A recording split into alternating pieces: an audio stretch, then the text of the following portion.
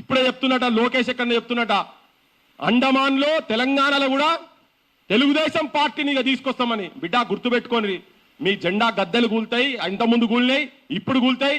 ఇదే ప్రవర్తన ఉంటే మీ విగ్రహాలు కూడా ఇక్కడ మైత్రివనంకెళ్ళి కావచ్చు, లేకపోతే ఎన్టీఆర్ ఘాటీ కావచ్చు, ఖాళీ చేసి తీసుకుపోయి ఆంధ్రాకు పంపిస్తాం. గుర్తుపెట్టుకోండి ఇవన్నీ, లేకపోతే మా ట్యాంక్ బండ్లు వేస్తాం. రేవంత్ రెడ్డి కూడా ఇదొక హెచ్చరిక. ఇన్ని రోజులు అక్కడక్కడ అన్నం కావచ్చు, నువ్వు రేపు సాయంత్రం ఆ విగ్రహాన్ని ఆవిష్కరణ చేస్తున్నావు కదా, రేపటి నుంచి నేను తెలంగాణ ద్రోహి రజాకార్ రేవంత్ నాయుడు అని ఆల్రెడీ పెట్టినాం. ఒక తెలంగాణ ద్రోహి రేవంత్ నాయుడు అని చెప్పని, రజాకార్ రేవంత్ నాయుడు అని చెప్పి రేపు జనం లోపల తీసుకుపోతాం. ఇవాళ నీ చేతిలో అధికారం ఉన్నది, నేను ఏదంటా చేస్తా, ఆడెవడన్నా మాట్లాడేందుకు వస్తే మిమ్మల్ని బొక్కల వారేస్తామని చెప్పనే అహంకారంతో నువ్వు ఉన్నావు కదా రేవంత్ రెడ్డి. అయిపోయింది, మంచోడు. నైజామో ఎంబడ పడితే పైజాముడు ఎట్లయితే పరుగులు తీసిండ్రో, రేపు నీ పని కూడా గదే అవుతుంది, నీ భర్తం కూడా భర్తమని చెప్పదలుచుకున్నాం. వాడిని ఆ తెలంగాణ రాకుండా చేయాలి, హైదరాబాద్ అడుగు పెట్టకుండా చేయాలి, చంద్రబాబు నాయుడు కూడా పెట్టదు, పవన్ కళ్యాణ్ కూడా పెట్టదు.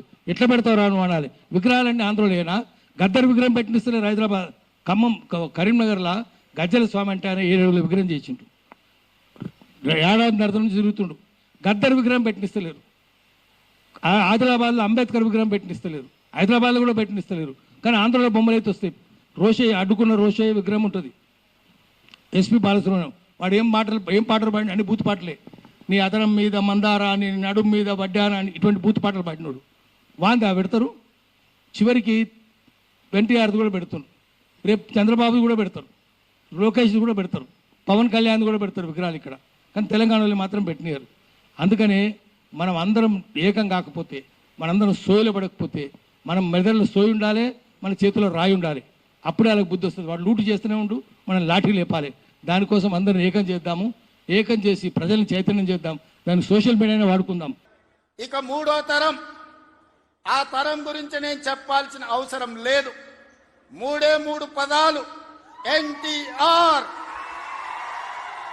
ఈ 3 అక్షరాలు నీతి, నిజాయితీ, నిబద్ధత, ఉక్కు సంకల్పం కలిగిన నాయకుడు ఎవరైనా ఉన్నారు ఈ దేశంలో అంటే తెలుగు జాతి గర్వించదగ్గ బిడ్డ ఎన్టీఆర్. డాక్టర్ బాబాసాహెబ్ అంబేద్కర్, శ్రీమతి ఇందిరా గాంధీ, అన్న ఎన్టీఆర్ ఈ భారతదేశ జాతి రత్నాలు. ఈ జాతి రత్నాలు ఈ దేశం ఉన్నంతకాలం, మానవుల మనుగడ ఉన్నంతకాలం వారి కీర్తి ప్రతిష్టలు, వారి నిర్ణయాలను మనం స్మరించుకోవాల్సిన బాధ్యత ఈ రోజు మన అందరి మీద ఉన్నది. మిత్రులారా, ఈనాడు ఈ కార్యక్రమం తీసుకుంటున్నప్పుడు చాలా మంది చాలా రకాలుగా మాట్లాడుతున్నారు. కాంగ్రెస్ పార్టీ ముఖ్యమంత్రి, పిసిసి అధ్యక్షుడు ఎన్టీఆర్ గారి విగ్రహాన్ని ఏ విధంగా ఆవిష్కరిస్తారు, లేదా ఎన్టీఆర్ గారిది ఆంధ్రప్రదేశ్ హైదరాబాదు నగరం నడిపొడ్డున ఎన్టీఆర్ విగ్రహాన్ని పెడతారా అని కొంతమంది మాట్లాడుతున్నారు. ఈ రోజు నేను స్పష్టంగా ఒక మాట చెప్పదలుచుకున్నా. కులాలకు, మతాలకు, ప్రాంతాలకు, భాషలకు అతీతంగా ఈ దేశం గర్వించదగ్గ నాయకుడు ఎన్టీఆర్. ఆ ఎన్టీఆర్ స్ఫూర్తి హైదరాబాదు నగరం నడిపొడ్డున వారి స్ఫూర్తితో పరిపాలన అందిస్తున్న మా ప్రభుత్వం అమీర్పేట్ చౌరస్తాలో మైత్రి వనంలో ఈ దారిలో వెళ్లే ప్రతి వాడికి ఒక స్ఫూర్తిని నింపడానికే ఈ రోజు వారి విగ్రహాన్ని ఇక్కడ మేము ఆవిష్కరించుకున్నాం. ఇది విగ్రహం కాదు, ఇది ఒక స్ఫూర్తి, ఇది ఒక గొప్ప అనుభూతి.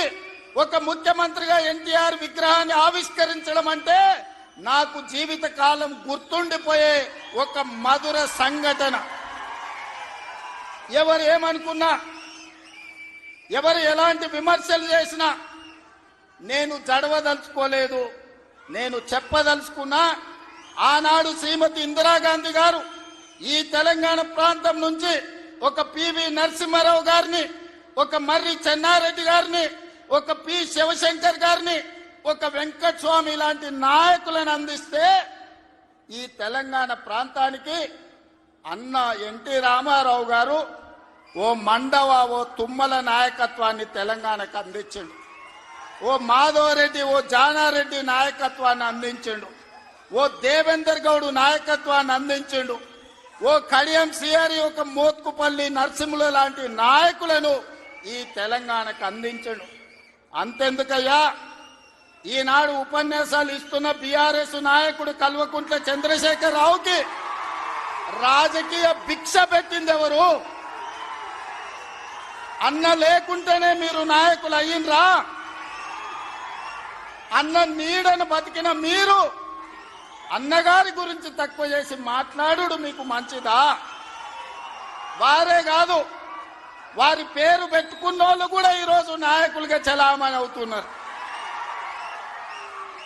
ఆయన ప్రోత్సాహం ఇచ్చి, ఆయన భుజము తట్టి, ఆయన ఒక అవకాశం ఇచ్చిన ఓ తుమ్మల, ఓ మండల, ఓ మండవ, ఓ జానా, ఓ మాధవరెడ్డి, ఓ దేవేందర్ గౌడ్, ఓ కడియం సియరి, ఓ మోత్కుపల్లి నరసింహులే కాదు, తెలంగాణలో నాయకత్వాన్ని వహిస్తున్న కల్వకుంట్ల చంద్రశేఖరరావును కూడా ఎన్టీ రామారావు గారికి గుర్తించే రాజకీయ అవకాశాలు కల్పించిన సంగతి ఎవరు మరవద్దు. ఇది చరిత్ర. ఇంకొంతమంది ఆయన పేరు మీదనే చలామణి అవుతున్నారు. కొంతమంది నకిలీలు ఎప్పుడు ఉంటారు. వాళ్ళ ఆలోచనలు ఎట్లుంటాయో కూడా మనం చూస్తున్నాం. అందుకే ఇవాళ మిత్రులారా, ఈనాడు మేము అందిస్తున్న ఇందిరమ్మ ఇల్లు కావచ్చు, ఆనాడు ఎన్టీఆర్ గారు మొదలుపెట్టిన పక్కా ఇళ్ల పథకమే ఈనాడు ఇందిరమ్మ ఇళ్ల పథకం అని నేను ఈరోజు గర్వంగా చెప్పదలుచుకున్నా. ఈనాడు 3,24,00,000 మంది సన్న బియ్యం ప్రతి పేదవాడు దళిత వాడల్లో అన్నం తింటున్నాడంటే, సంటి పిల్లలకు బుక్కెడు పువ్వ తినిపిస్తున్నారంటే ఆ స్ఫూర్తి వెనకాల అన్న 2 రూపాయల కిలో బియ్యం పథకం ఉన్నదని నేను ఈరోజు చెప్పదలుచుకున్నా. ఇవాళ మేము ఇందిరమ్మ చీరలు ఇస్తున్నాం ఆడబిడ్డలకు. పండుగ పూట నాడు పెట్టే మేము చీర సారెగా భావించి ఈనాడు పాలపిట్టల లెక్క ఈరోజు మా ఆడబిడ్డలు చీర కట్టుకుంటున్నారు. దీనికి స్ఫూర్తి ఆనాడు ఎన్టీఆర్ జనతా వస్త్రాలు పేదవాళ్ళకు అందించి కూడు గుడ్డ నీడ అని ఎన్టీఆర్ ఏదైతే ఆలోచన చేసిండో ఆ స్ఫూర్తి ఈనాడు మా ప్రభుత్వంలో అమలు చేస్తున్న సంక్షేమ పథకాలలో కనిపిస్తుంది. మీరు ఒక్కసారి ఆలోచన చేయండి. ఈనాడు వైఎస్ఆర్ ప్రకటించిన ఉచిత కరెంటు కావచ్చు, ఈనాడు రైతులకు మేము అందిస్తున్న 24 గంటల ఉచిత కరెంటు, దీనికి స్ఫూర్తి ఆనాడు అన్న ఎన్టీఆర్ 50 రూపాయలకే హార్స్ పవర్ అని రైతాంగాన్ని ఆదుకోవడానికి వారు అందించిన విద్యుత్తే, వారు అందించిన శక్తే ఈనాడు ఉచిత విద్యుత్తు అని నేను చెప్పదలుచుకున్నా. ఇవాళ మిత్రులారా, ఆనాడు ఎస్సీల కోసం, ఎస్టీల కోసం, మైనారిటీల కోసం అమ్మ ఇందిరమ్మ పాటుపడితే బలహీన వర్గాల కోసం అన్న ఎన్టీఆర్ పాటుపడ్డాడు.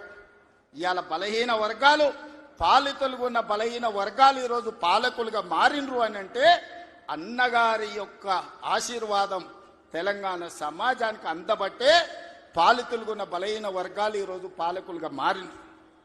ఒకనాడు గ్రామాలలో పటేలు పట్వారి వ్యవస్థ ఎంత బలంగా ఉండేనో వాళ్ళ చేతుల్లో తెలంగాణ నలిగిపోతుంటే ఎన్టీ రామారావు గారు పటేల్ పట్వారి వ్యవస్థను రద్దు చేసి పేదలకు విముక్తి కలిగించిన చరిత్ర ఈ ప్రాంతంలో ఉన్నది. ఆనాడు ఇందిరాగాంధీ గారు సాయుధ రైతాంగ పోరాటాన్ని స్ఫూర్తిగా తీసుకొని దళితులకు, గిరిజనులకు, ఆదివాసీలకు భూ పంపకాలు చేపట్టి అసైన్మెంట్ పట్టాలు ఇచ్చి గ్రామాలలో ఉన్న పేదలకు ఆత్మ గౌరవాన్ని ఇందిరాగాంధీ గారు అందిస్తే పటేలు పట్వారి వ్యవస్థను రద్దు చేసి బలహీన వర్గాల ఆత్మగౌరవంతో బతికే అవకాశం ఎన్టీ రామారావు గారు కల్పించిండ్రు. మిత్రులారా, ఇవాళ ఎక్కడైనా చూడండి మా ప్రభుత్వం అమలు చేస్తున్న సంక్షేమం, మా ప్రభుత్వం అమలు పరుస్తున్న అభివృద్ధి ఇందిరాగాంధీ గారో ఎన్టీఆర్ గారో వారి స్ఫూర్తి కనిపిస్తుంది.